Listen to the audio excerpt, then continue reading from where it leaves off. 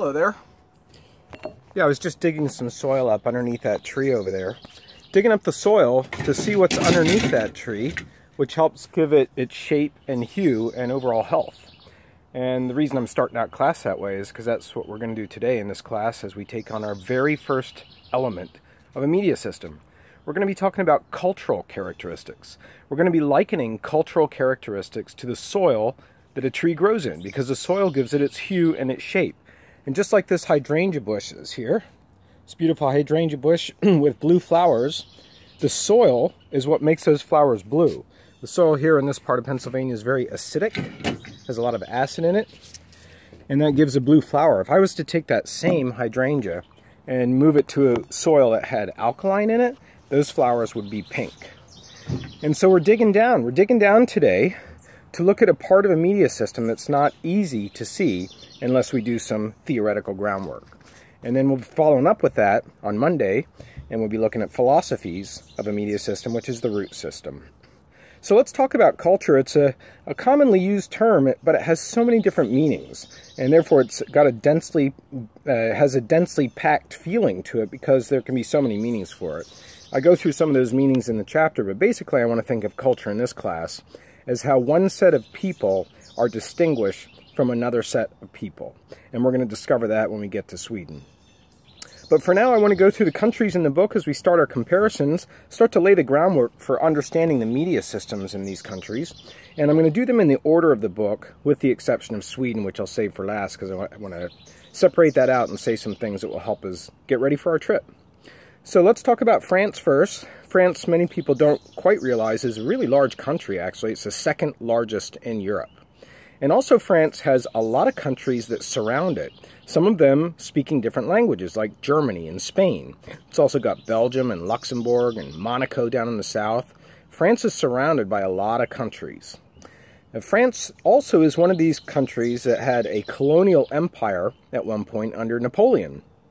And it has retained connections with those former properties, those former colonies, all over the world. And in fact, if people grow up on a French island in the Caribbean or another place that France colonized, like Guadeloupe or French Guyana or Lebanon or Syria or Morocco, they can actually vote in French elections because they're part of the former French territories and colonies. It's a pretty amazing connection to the mother country that France still has. Now, when it comes to the French language, the French are enormously proud of their language. In fact, they're very regretful today that it is no longer the #1 language across the world. It's not the most commonly spoken language. It used to be at some point the language of diplomacy. Still is to some extent at the United Nations because of the way it nuances meaning.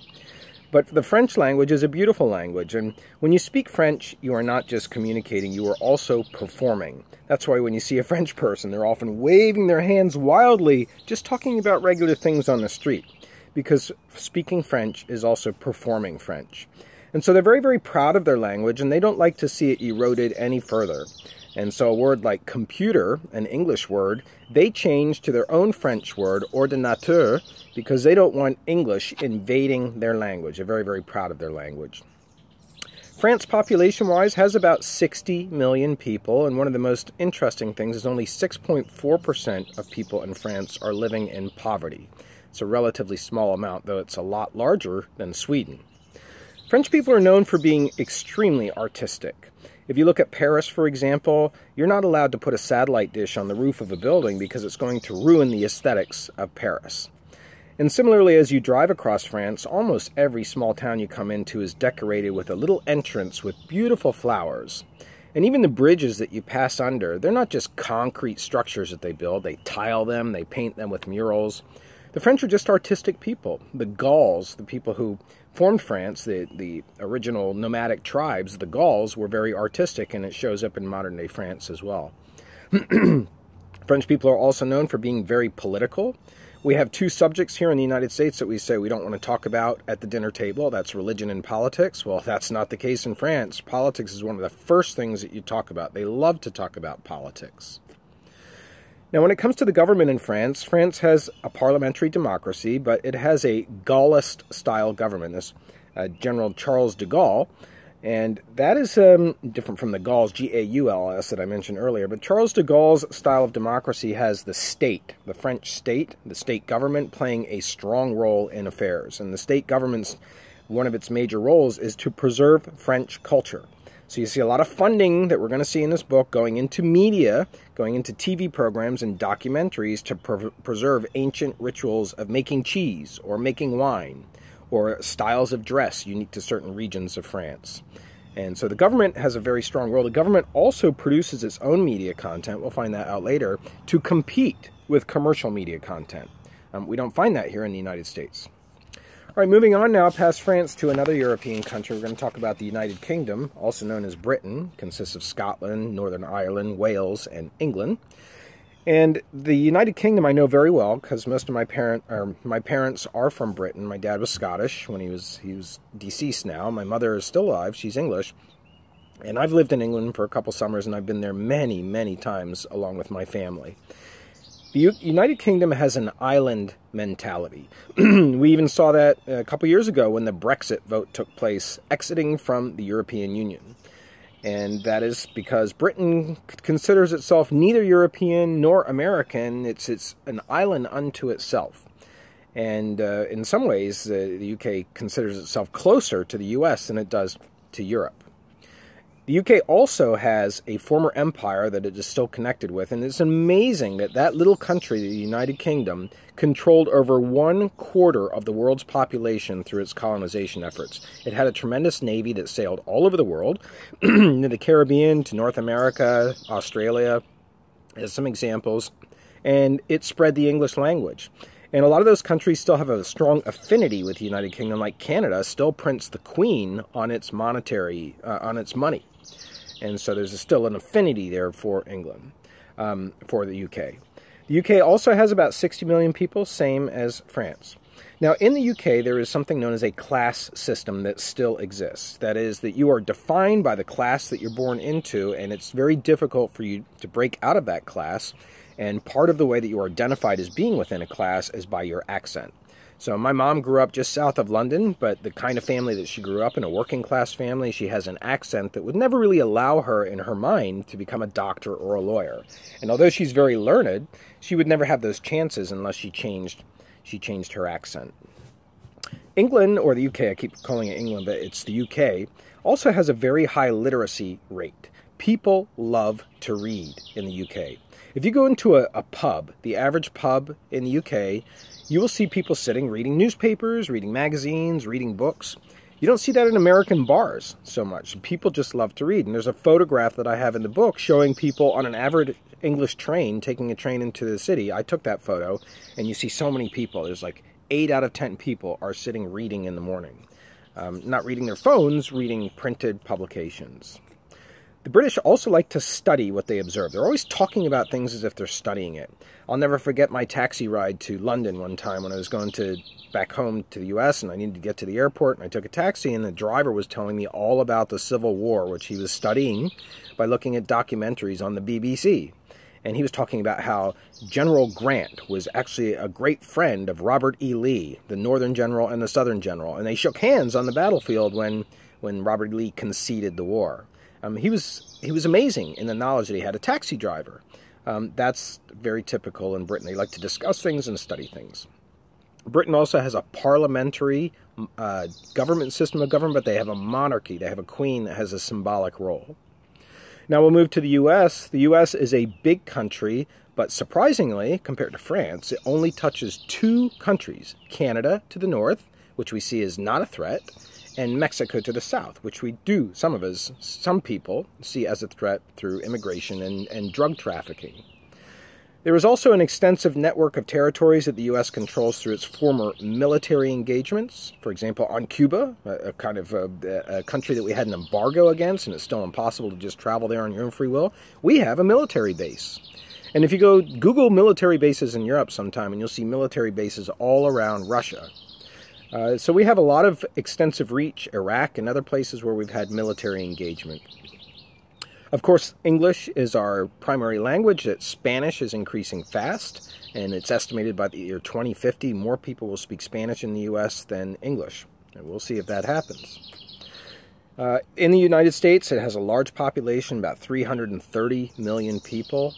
And in our country, ethnicity is a very important concept. We like to think of ourselves as a melting pot. You guys know that metaphor, that we are a mixture of races. That people from all countries have come here, and what makes us unique is that we are American first before we are a former Italian immigrant, a former Irish immigrant, etc.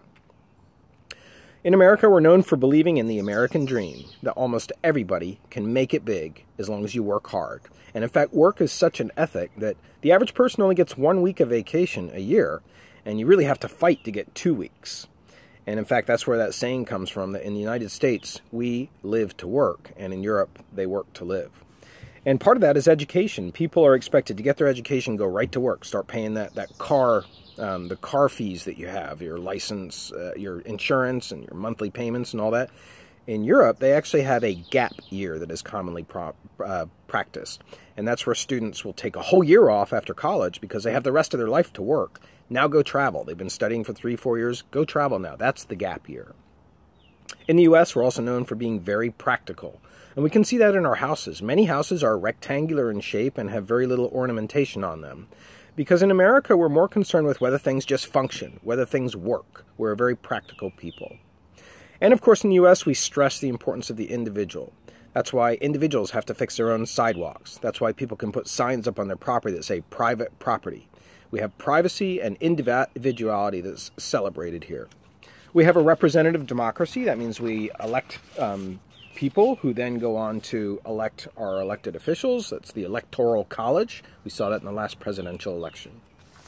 Now moving on to other countries, we've got Mexico to our south. Mexico is the 8th largest country in the world.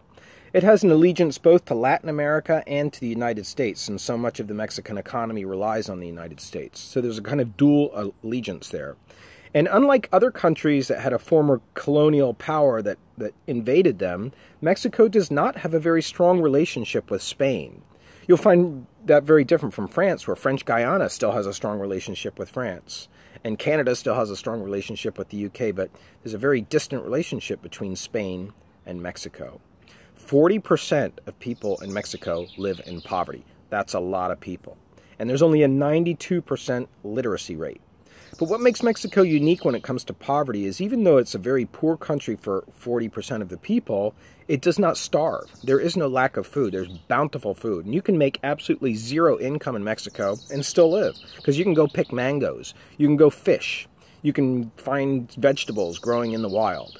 Mexico is not wanting for food. Mexico is known for outdoor street vendors.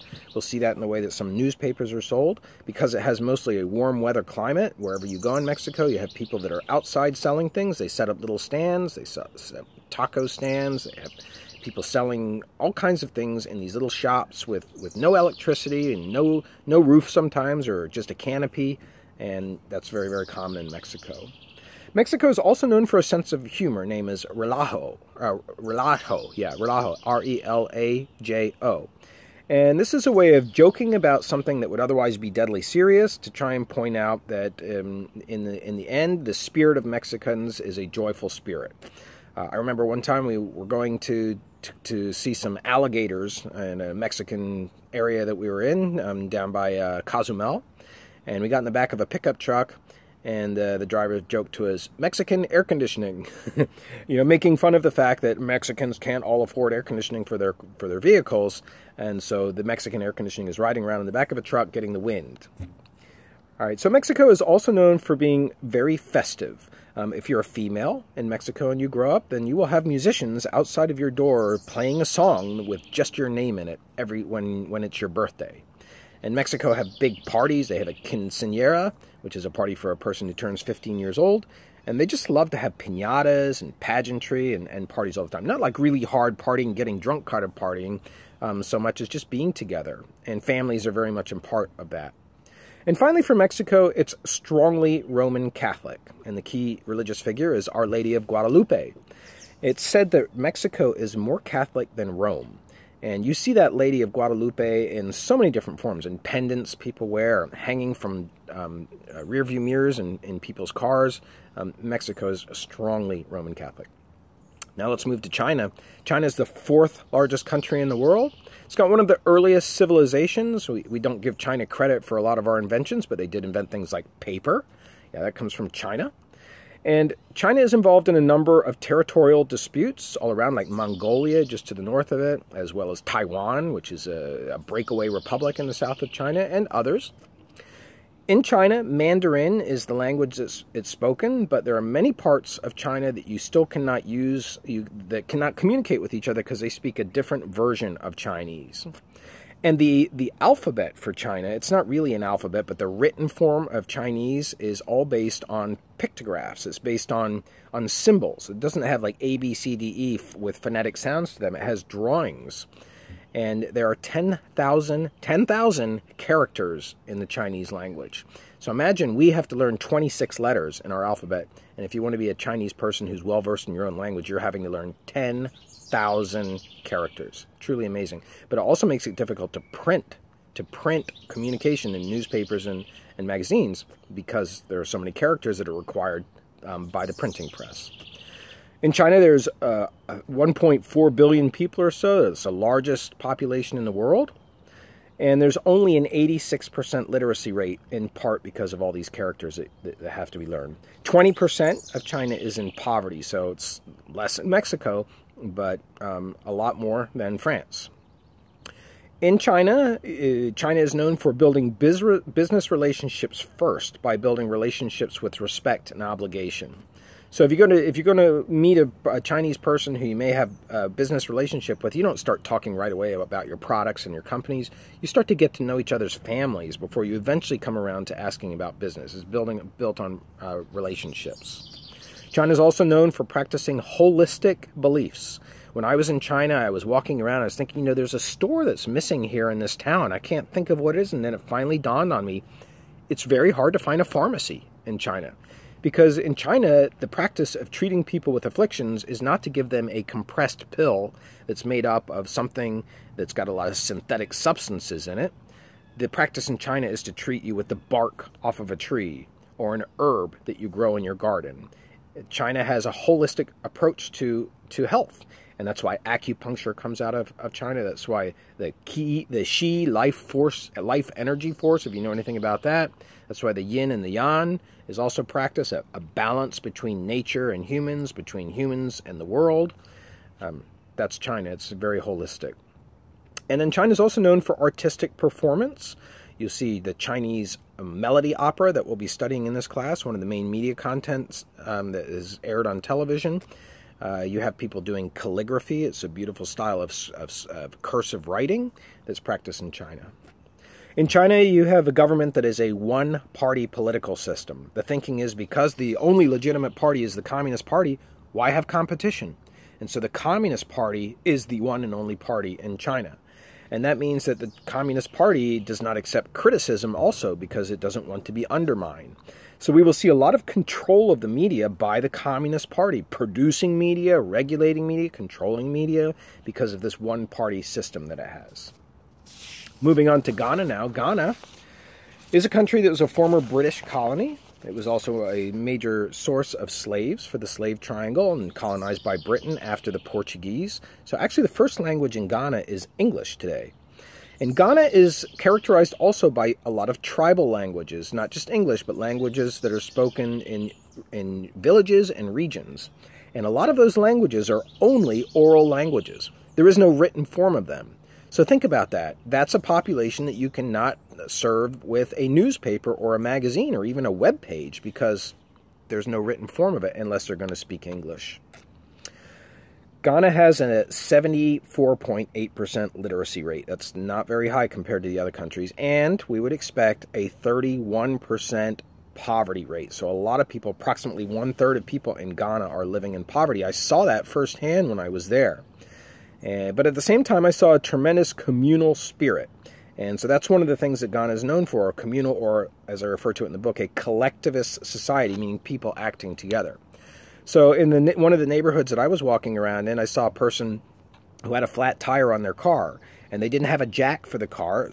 I guess it didn't come with the car. It was a pretty beat-up car. So what they did was they tipped the car up on its side using a bunch of people living in the neighborhood. They all got together to help this person change a tire, and then they stuck a 2x4 to prop the car up while they changed the tire. And I thought it was an amazing example of being a collectivist society. Also, Ghana, like Mexico, has a lot of outdoor vendors because of the weather. We will see that. There's a photograph of a newspaper person selling newspapers in the street as an example of an outdoor vendor. I remember when we drove from one side of the city called Accra, that's the capital, A-C-C-R-A, drove from one side to the other.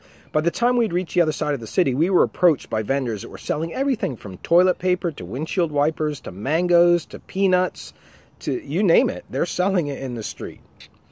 Now in Ghana, it's also known for having religion play a very strong role. It's a very strongly Christian country. You see the British church there, the Anglican church there. You see people in churches regularly on Saturdays and Sundays. Government-wise, Ghana is still growing as a democracy. In the year 2000, only 17 years ago, for the first time, an opposition party won. There was a party in power for a lot of years before that, and finally an opposition party won, and finally the military got removed from government, and Ghana has started down the path of democracy, which makes it very nervous about going back to certain regulations of the media that are seen as strong-armed. We'll address that a little bit later. And then we come to Lebanon, also a small country, we might call it a tiny country. If you look at it on the map, it's almost hard to find.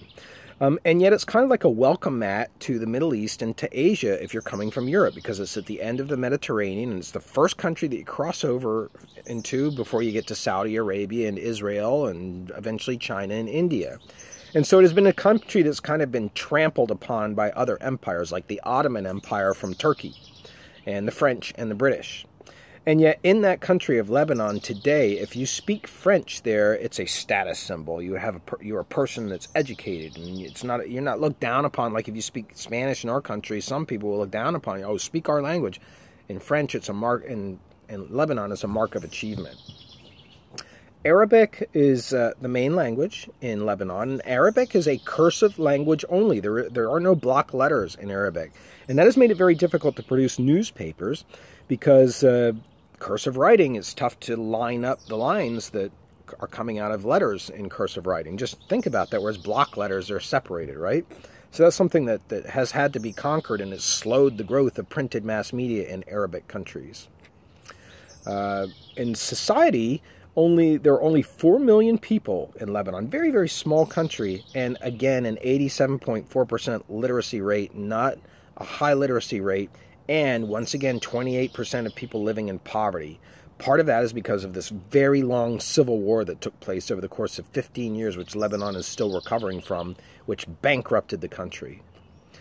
Now, in Lebanon, people are known for wanting to be polite and to save face. You never make another person look bad directly. You never call them names. You never make fun of people unless it's in a very gentle way, because in Lebanon, it's all about saving face.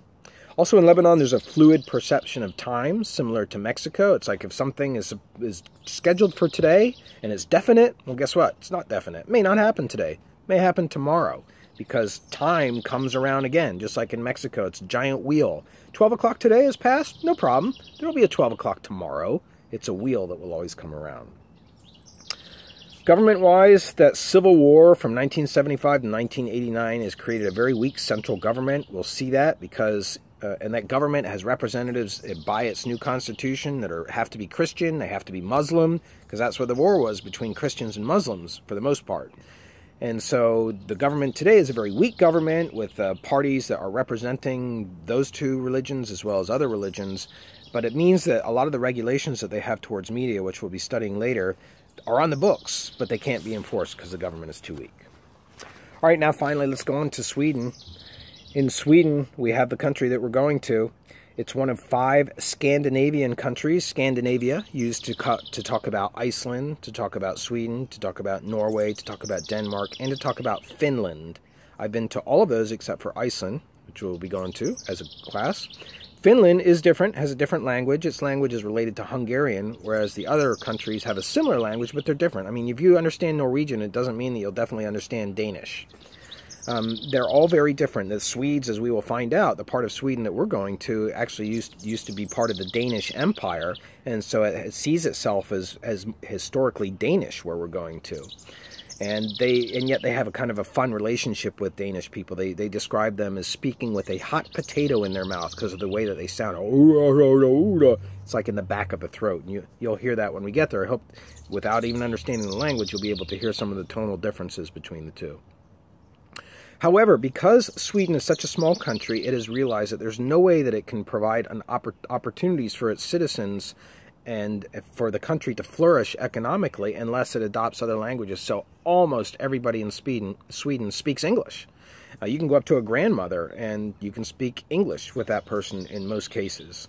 And part of that is because they use media to teach people English. We'll see there's a photograph in the book that shows that Swedish television often will air programs in English from America, from the UK, and then it will use a black box at the bottom with subtitles in white words that are white letters that are the Swedish language. So that's how they're learning English. They're using television as an educational tool. Only 9 million people in Sweden. It's not very big. Now, what is Sweden known for? Well, we've already discussed in this class, it's known for nature, and you will see that everywhere you go. In fact, it's illegal to have advertisements at the beach because it spoils the countryside. It spoils the beach coastline. Compare that with the New Jersey shore, for example, with the boardwalk, and you'll see almost two exact opposites. And nature also extends to the human body. There are some similarities that I didn't mention with France and Sweden when it comes to the human body, and that is they treat the human body as very natural. So if you go to the beach, you'll see people, if it's still the case, I haven't been there for 7 years, undressing on the beach. They'll just take their clothes off and they'll undress. One of the most embarrassing moments for me, a person having grown up in America, is when I went to visit my friend Bjorn in Stockholm, and he had a 4th of July party celebrating the American independence. And at that party, which had 50 people, we went down to his sauna, very, very common in Sweden. We went to the sauna and everybody went naked. And I'm sitting there with his mother in the same room. But that's very natural for Swedes because the human body is something that, everybody takes a shower every day just about. Do you take a shower with your clothes on? It's natural. And they go in a sauna, it opens up their pores, and then they go jump in a cold lake, and it closes the pores and purges their body of toxins. And we'll see in Sweden that they take care of their country. They don't like litter. They have a law that says you can't let your vehicle idle for 1 minute or more because it's polluting the environment. And so it's something that is very important to Swedes to take care and protect nature. Swedes are also known for being very open and very direct. If you have an American over for dinner and you serve something that they don't quite like and you say, "What do you think?" And they'll say, "Oh, it's good." But meanwhile, they're thinking, "I don't like this," or they might be thinking that. In Sweden, that's not the case. They'll say, "Oh, I don't like the sauce." And it'll sound so arrogant. It'll sound so uncaring. But it's really just the way they are. I'm getting past some cultural myopia here. If you hear that, we're learning that it's not just that it's not at all that they're being rude. It's the way that they speak. And they're very, very direct, by the way, with their sexual relationships as well.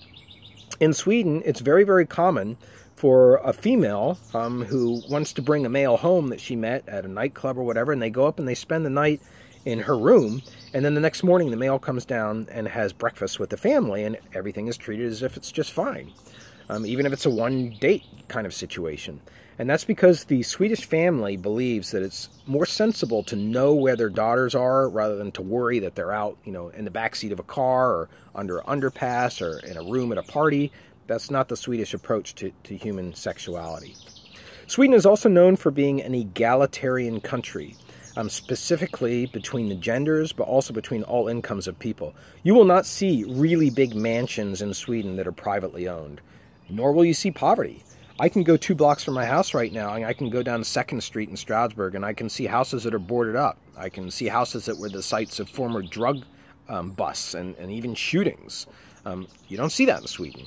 The government takes care of people. It's extremely generous when it comes towards maternity leave, for example. Men are allowed to leave work to come home and take care of their kids and then go back to work and still have their job. It hasn't been taken by anybody else.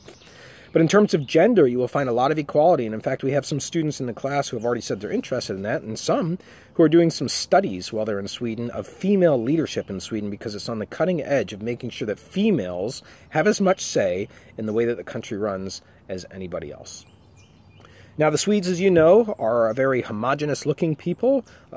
98%, I'm just guessing, are blonde with blue eyes, have what we would consider to be very beautiful skin, and are physical specimens. They have human bodies that are very pleasing to look at. And so with all of these things and their directness, it's very easy to be intimidated by Swedes. And I want you to know that that's a very normal reaction that you might have when you're talking with them. But when it comes right down to it, Swedes are fairly humble people. And they don't think of themselves as being arrogant, though they may sometimes come across that way because they have just so many things about the way that they approach life that they're confident about. And so that's something that I want you to think about. The Swedish government is known as a left-of-center government. In fact, you're going, probably most of you, to your first socialist country. And we're going to see whether all those things that have been said about socialism in the United States media are true when we go to Sweden. And so there's a little bit of introduction for you on Sweden to get you ready for our class. And that's going to wrap up our very long video lecture on cultural characteristics. And now I just have one question for you, and that is, who wants to go to Sweden? Yeah, let's go tomorrow.